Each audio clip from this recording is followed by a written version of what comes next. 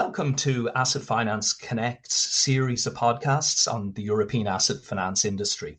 I'm Richard O'Donoghue, and over the next few months, I'll be chatting with industry experts about the challenges and opportunities facing our industry in 2025 and beyond. All this is possible with the sponsorship of Alpha. I'm at the Asset Finance Connect Leaders Summit in Amsterdam, and for those of you who aren't here, I'm going to try and grab a few people and ask them for their impressions of the event and also maybe touch on some of the topics that we've discussed today. So first of all, I've got Didier Muller.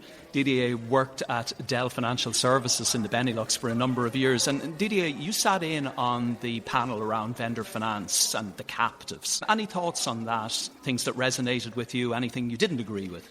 No, thanks, Richard, and thanks for inviting me to this great event in Amsterdam. What I picked up from the panel session is from the manufacturers, the vendors, if they require financing, so with the funders, etc., it's mostly driven also out of speed, etc., and what you typically hear today with the IT companies. So it's in most cases very quarter-end, back-end loaded, the business. So then a lot of flexibility is also required from the funder panels. So that was a key takeaway. So pricing is important, maybe somewhat not the important, but speed of and agility from funders is really to service the business and to help them support in doing the deals. That is a key takeaway, I think, from that panel. And I think there was a bit of a hush in the room and a bit of surprise when a couple of people said the price wasn't the be-all and end-all. It was the ability to respond, particularly at quarter end, which you'll be very familiar with the pressures in a captive. Yeah, correct. So within a captive, before Dell, I was within EMC, and then we used external funding parties. So it was also very quarter-end, back-end loaded. And then you had the flexibility of those funders who were available 7, 8, 9 p.m. at night, still available for doing pricing, credit, etc., to support the deals, etc. So that is a true differentiator in the market if you can support those kind of transactions for doing and enabling the deals for those companies. Fantastic. Well, thanks for sharing your thoughts, and thanks for coming along today. Thanks, Richard.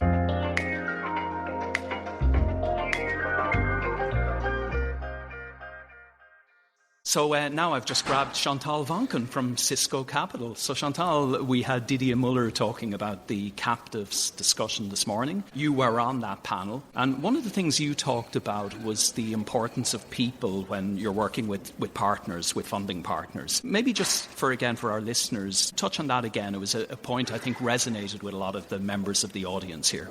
Yeah, so I mentioned indeed people because that's what we have experienced. So we're working with funding partners, and especially one large one has dedicated resources for us. And what you really see is that if you have a really good person, which is really capable to balance, how to work their own company, so the vendor finance company, but also really tries to understand and get integrated within Cisco in this case, then you really can have a hugely successful business together.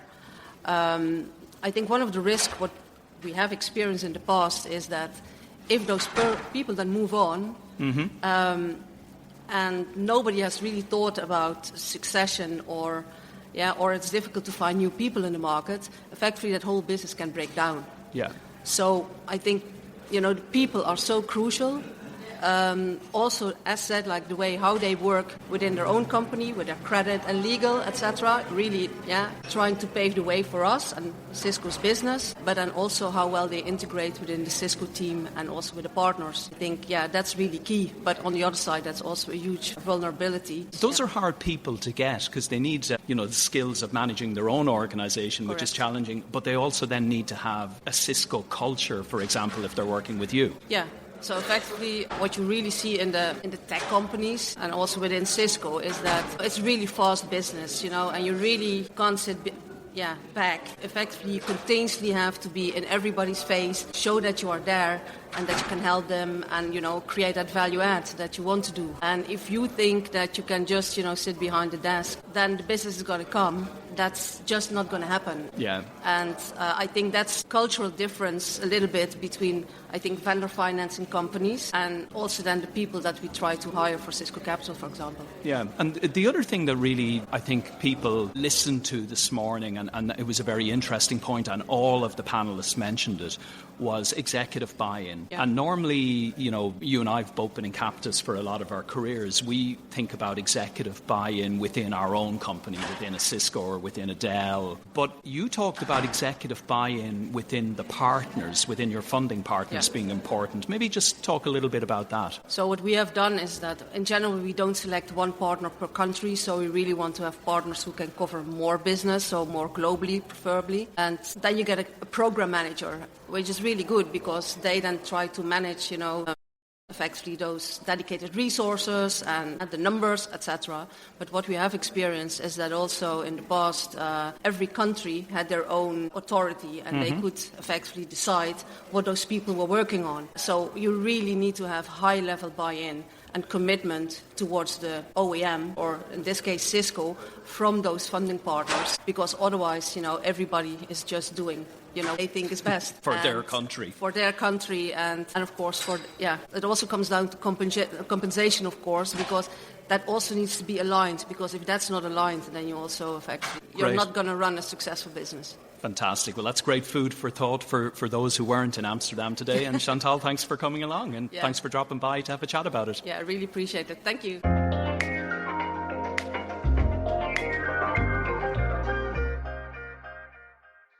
Okay, so our next victim today is Emily Hammond from Alpha. And Emily this morning was talking about AI on the main stage. And Emily, you had a really great analogy that AI is a bit like a gym that somebody installs in the company. Maybe explain to the people who weren't here today what the analogy is and how it works. So this is something I read on LinkedIn. LinkedIn is a great source sometimes, but it was talking about some big companies and how they were really trying to get people to use AI and AI tools, and they were trying to get it in all their workforce and make sure that they had that behavioural change. The analogy had been, well, there are some companies who want to get their workforce healthier. So then they go, how do we do that? Oh, we'll put in a gym. But that's not the end point, right? That you have to get people to go to the gym. You have to get people to eat more vegetables. They're not going to be able to do that. But maybe if they serve them in the cafeteria, but they still have to get to eat them. But how do you actually get people to take time out of their day, to go there to use it, and to therefore benefit from it? So that was the thing about the AI tools. You can give it to them, but really a lot of people are reluctant to use them at the moment. They feel like it's taking away their sense of self-worth and parts of their job. So you actually have to do that behavioural change as well. So how do you do that? And that probably is another skill set that is needed in this whole transformation. And that's like the meaning of life. How do you do that? How do you get people to use the gym? How do you get people to use the gym? I don't know. I mean, one of the things I said this morning as well, it's you can set these, what I call vanity metrics, in terms of you've got this objective up here that is 95% of people have to go to the gym, and therefore that's it, and then that objective trickles down right through the organisation, and maybe once they start going, they enjoy going, and then that's the thing. Or you just have to show them the benefit or get people to take it into their own control, that you go, well, they start doing it, and then they see what benefit that adds to their lives. But you've got to give them that little push to get going. And funny, we had a round table discussion subsequently around AI, and that was one of the takeaways, or one of the things that people said, is that as leaders, people need to be seen to use AI, even if it's in a very basic way. So you get people comfortable with using it, and only then, after a while, do you set outcomes and say, well, we need to achieve this. It starts like at a very simplistic level. Yeah, and I think that's true, because you do just have to start using it. Right, and people in my team might start using it for basic tasks that they want to do, but that doesn't mean they're going to go and use it to write user stories yet, because that is going to give them rubbish outcomes at this point in time.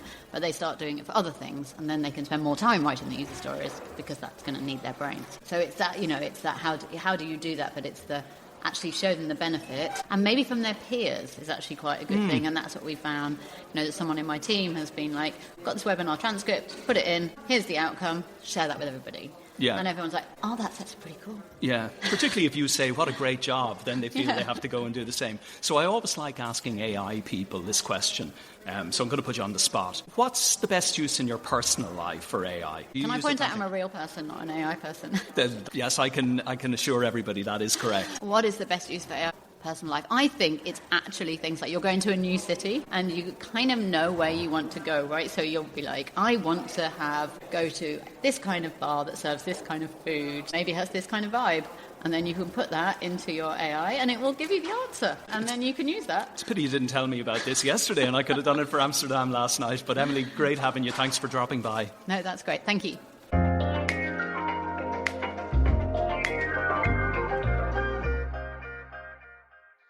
So the next person I've grabbed just before the bar is Manuela Pachonik, who is the head of leasing for Central and Eastern Europe at UniCredit. And Manuela, thanks for joining us. It's about 20 years, I think, since we last met. But what are your takeaways from today? What did you enjoy the most, or were there things that were surprising to you? Well, first of all, thanks for having me. And it's great seeing you again. Well, in principle, what is always the best thing is to meet the people and to talk and to catch up, because we are not seeing each other so often, only when we are competing for the same customers. So it was really great seeing a lot of people that I've not met for a long time, sharing with them how they are doing, how the business is running. We are in Central Eastern Europe, which is a little bit different from most of the others who are in Western Europe. But still, it's very important to take these away. What I enjoyed a lot today was a lot of topics on AI. I have really I would say no knowledge about it. The maximum I'm using is a robot to do my reporting. Okay, yeah. This is more or less it. But this triggered for me, and this is what I take away, to start using it more and to start building it into my daily life. My team, they are doing it, most of them. So I need to start doing it as well, and I think this could also make some differences. We had a very quick chat with Emily Hammond, who spoke on the main stage from Alpha, and we talked about the importance of getting leaders to use AI, to encourage their teams to use it, because if we're not doing it, people aren't going to use it. So it sounds like you're going back, you're going to give it a go. Absolutely. So this is one of my takeaways for sure, because this is something that I didn't do so far. And the other one is really definitely on the vendor business. It's very interesting hearing from the OEMs on their pain points, especially also that they also have to prove themselves. So we are always just thinking they're just pushing us, but at the end of the day, they're in the same position, even though it's not helping, but it's mentally helping that we are in the same boat. So this is also something where I say, okay, we need to sit down and discuss how we can support them better. So these are my main two takeaways besides meeting all of the people in the industry. And I know you can hardly say it anymore, the COVID word, but I suppose after COVID we lost that ability to connect, and it's lovely to come to an event and see people and just talk to people, and the event has been set up to encourage that, and there were a lot of breaks. So again, thanks for sharing your thoughts, and I'll let you get to the bar. Yes, thank you very much.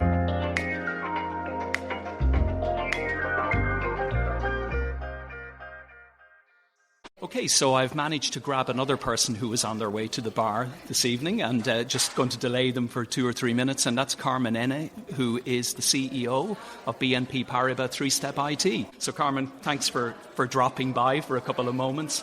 What are your takeaways from today, or what did you find most interesting on the day? Thank you for having me first. Look, these kind of events are always very exciting. I think, first of all, is incredible occasion for networking and you for sharing, because even though some of us might be even competitors, we basically face similar problems, irrespective of what industries we are working on. So I think you become stronger when you have a sharing. And by the way, in such events, you can also find some partnerships that otherwise you wouldn't have this occasion to close. So yeah, it's always great to be here. Yeah, and we were just talking with Manuela from UniCredit about it's lovely to meet people. That's really, the topics are very interesting. Stay away from Teams for a while. Exactly. Don't plug any Microsoft products. We might have a problem. But the other thing, I sat in on your set and we talked about sustainability, which is, really important for you and for BNP more broadly. And there's a sort of feeling that maybe sustainability has fallen down the agenda, particularly with what's going on geopolitically. What are your thoughts on that? Look, there were very good discussions on this item and very, very, preoccupying most of us now. I mean, if you look at the US, where politics goes is clearly away in direction from the net zero, from regulations, from measurements, and so on and so forth. So I think, and it's basically everything that is seen as an obstacle to growing made in US. Now, Europe has been way ahead of US in terms of reducing the carbon and also in terms of legislation. I think they passed over 100 laws in that. But here things are slowing down as well. So you have also politically the right that is gaining a lot of field. Economic growth doesn't come. So yes, but directionally you can feel that it's going in the same direction. Not as extreme, by no means. However, there is a feeling that it goes in the same direction. Nevertheless, does it mean, and that's my thought, does it mean that we as a leasing industry should slow down our support specifically for the circular economy? I don't think so, because first of all, to get to the net zero, which in Europe so many companies and many governments still have on the agenda, it's impossible to go without circular economy. And the leasing industry is the vehicle for ensuring this transition. So, and then circular economy brings profitability. So Europe now is concentrating more on competitiveness, and I think competitiveness talks about profit and sustainable development, and circular economy brings all that. So yes, there is a concentration more on profit, rentability, and competitiveness, but this is everything that circular economy is bringing. And on top of that is bringing sustainability. So BMP, Three-Step IT, our joint venture, we are consistent and going on the course and continue to do what we're doing in facilitating the transition to circular economy. Fantastic. Well, that's such a positive message. And I think you're right. In the room, you could sense the room was still very committed to sustainability, circular economy. So despite maybe the short-term blips, we're on a journey. Exactly. And so, look, lovely to end on a positive message. Thanks so much for dropping by, Carmen. Thank you very much.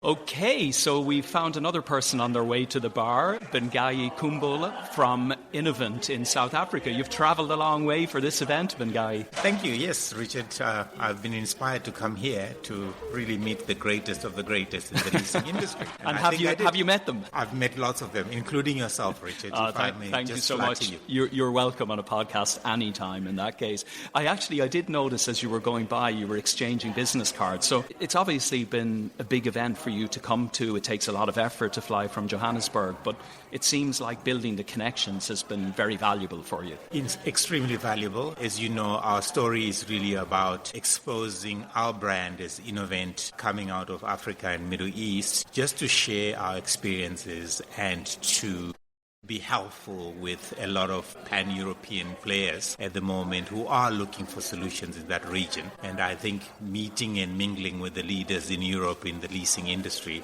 has really been helpful. And if you think about the day, a lot of topics covered, what are your takeaways, or what were the topics you found most insightful? So the captives section was really important for me. A lot of lessons around, let's call it the critical success factors that are important for any captive program to work, whether internal or with an external partner.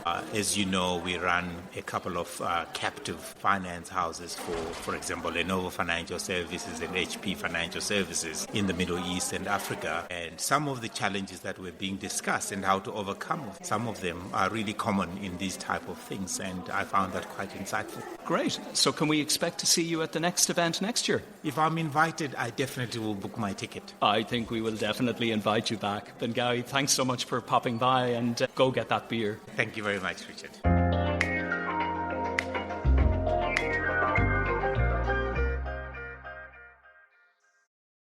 Great. So we found another person, actually, I think, on their way home. So we've managed to pull them in for a couple of minutes, and that's Peter Jan Benthein, who is the Secretary General of Leasing Nederland.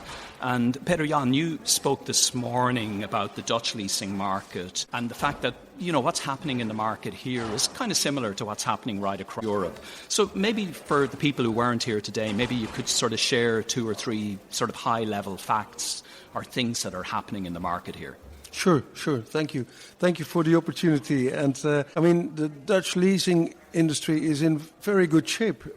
Last year the total volume of new business was nearly 8 billion, which is a record-breaking number. But what is more important is that you see a number of trends that are quite interesting. And one of them is that the vendor part of distribution is growing over time steadily, and has now even a position that is much larger than the banks in terms of distribution of new leases. So that's a very interesting one. And this is coupled a little bit by the fact that there are new entrants entering the market and offering leases, plain vanilla leases basically, so not very complicated. The effect that this has is that the market has been growing even a little bit better than expected because of these new entrants that are doing a lot of things to attract new customers and attract especially SMEs for the industry. So, we are in pretty good shape. And one of the things that is happening in our market is that especially the building sector, the construction sector, has, together with the government and a lot of public and semi-public bodies, has signed a covenant with the goal of having, over time, a zero-emission construction site. And in Amsterdam, you were saying already that exists. There is a low-emission zone installed, which means that when you want to have a crane, for instance, on a construction site, that it must be electrified, so it can't be generated by a diesel. Of course, there are always exceptions to the rule, but that's the rule. So, in the Netherlands, this is kind of an experiment that we are doing, together with a roadmap which obliges construction companies to invest in electrified earth-moving equipment, for instance. And that is because we all know that also the construction sector is like an SME, family-owned sector. These guys, they are obliged to invest in these assets, knowing that they are much more expensive than the traditional ones with diesel. They appeal on leasing companies to help them to finance these investments. So our members are like, they get this question, they get this demand from the market. The only thing is that within the companies, within the leasing companies, the risk managers especially look at the residual value. And because this is kind of unknown territory, we don't know the residual value of an electrified what will it be worth in 5 years' time, in 8 years' time, in 15 years' time? We don't have a clue. So that's a problem. A challenge because also the customer, the end user, would like to have somebody taking this residual value position. And leasing companies are a little bit hesitant to do it. So, this is a discussion that is really happening as we speak. And it is interesting for both the leasing industry, but also construction industry, transport sector, as well as the government and all the public bodies that are ordering constructions and infrastructure. Fantastic. Well, look, thank you for giving the listeners who weren't here today your presentation covered so many more interesting topics, but we just wanted to give people a little flavour of the event. I really enjoyed the discussions. I really enjoyed the topics that were presented today. So, this is really an event that we should repeat. Excellent. Well, thank you for dropping by. Okay, Richard. It's great seeing you. It's a pleasure.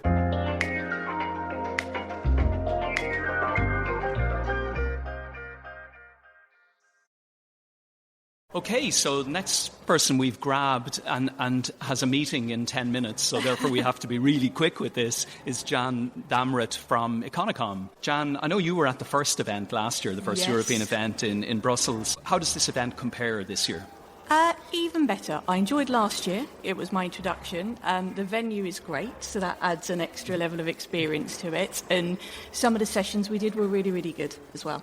Yeah, well, that's the right answer, by the way, to say even better. Thank you. And which sessions did you enjoy in particular? I'm hoping you're going to say the captives. Yes, that was very good. That's always very good. But the focus for me, and the one that I've taken the most away from, was one of the AI sessions.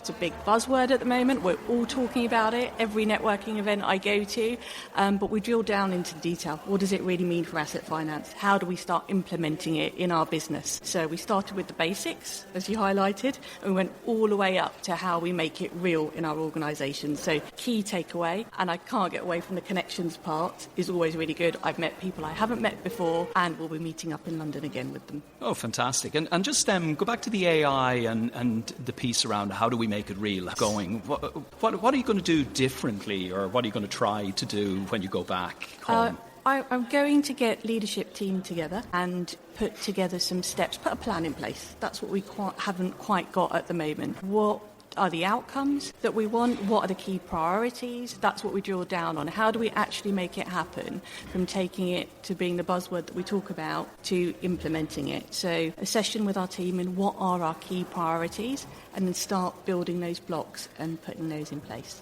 Fantastic. Well, we'll let you go to your meeting, but thanks so much for dropping by, Jan. Thank you so much, Richard. Bye-bye.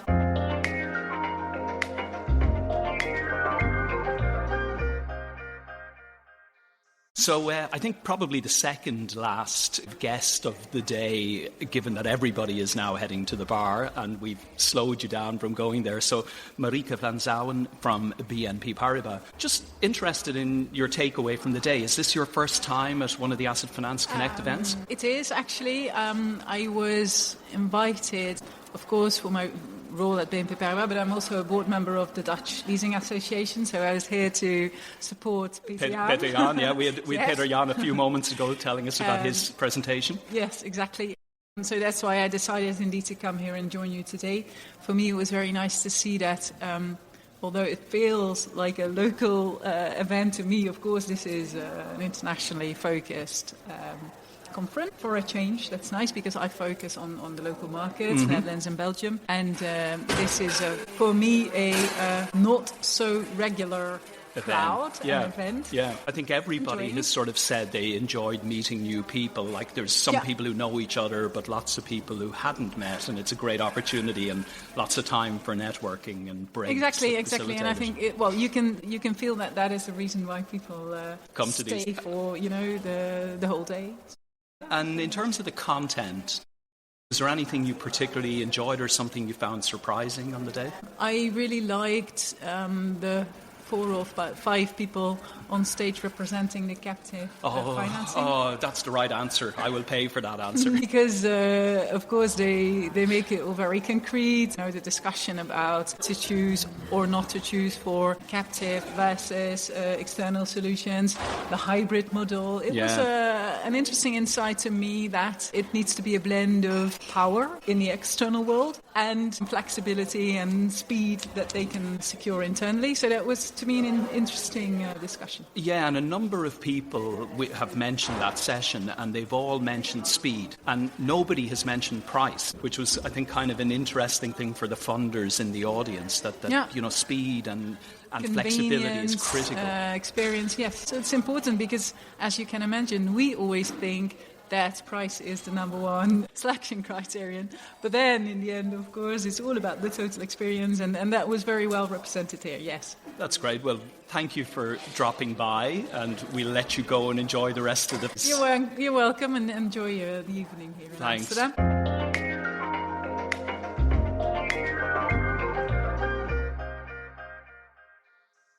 Okay, so this is the final person I've grabbed who's already been to the bar and has a drink, and I haven't, so it's time for me to go before there isn't a bar anymore. But John Rees, my colleague from Asset Finance Connect, you've done a ton of these events, and today you were interviewing Odile de Sèvres from BPCE, as it is called now. I was almost going to say SCEF. Yeah, I was going to say SCEF. I mean, again, for people who weren't at the event, I guess the question everybody asks is, has BPCE implemented a new strategy towards SCEF? Great question. I think Odile did really well in telling the industry what's happened with the change from Societe Generale, to BPCE as its shareholder. And I think what she said was, which was a brilliant response in my mind, why would you pay €1 billion for a company and then change its strategy and change its management? So I think it was a really clever answer to a challenging question, to be honest. I sensed that she was very comfortable with what she was saying. She was very in control of the narrative. Courageous of her to come to this audience 2 months of the completion of the acquisition. But I thought she was strong and eloquent and answered the strategy question really, really well. I got the impression she was probably one of the most optimistic presenters that we had on the stage today, after some quite challenging comments about regulation and bureaucracy in the European Union. But Odile said, hey, we'll have challenges. We've had challenges in the past. We'll deal with the challenges and we'll grow the business. We have a shareholder that's invested. And it was, overall, it was a very optimistic day, I felt. You know, we had Carmen talking about sustainability, and okay, maybe it's slowed down and there's certain roadblocks or obstacles along the way, but it's going to continue. You know, we talked about private credit, private equity coming into the market, you know, that they're maybe looking for niches or underserved areas. We talked about AI and the possibilities it brings. I mean, you're right. I mean, we live in a challenging world, but there was no negativity in the room. Not at all. No, I felt the whole day, from those on the panels to those in the audience, there was a great positivity. They gave the impression they wanted to be here, both to listen to what was happening on the stage, but the networking. It was a challenge to get people back into the auditorium several times, which is probably why we messed up on the timing a little bit. But no, I think there was great positivity in the room, and an affection to the industry that people are working in. Yeah, and it was lovely to see new faces because, I mean, I suppose Asset Finance Connect, traditionally very UK focused. Great to get a very big European audience. Obviously some people covering Europe who are based in the UK, so we had a real mix. But everybody commented on they got to meet new people, as well as to re-meet people that they'd met before. I think that the Asset Finance Connect has been wanting to get into the European market. It's sort of well established in the UK market. People come to its events, but this is our second event in Europe, and it will only make us lead to a third and a fourth and a fifth, and we'll find new countries to go to. So yeah, I'm absolutely with you. People seem to want what we were bringing to them today. Fantastic. Well, look, I don't think we can finish on a more positive note. I'll let you get back to your beer, and I'll go in search of one. Come with me. Thank you very much, John.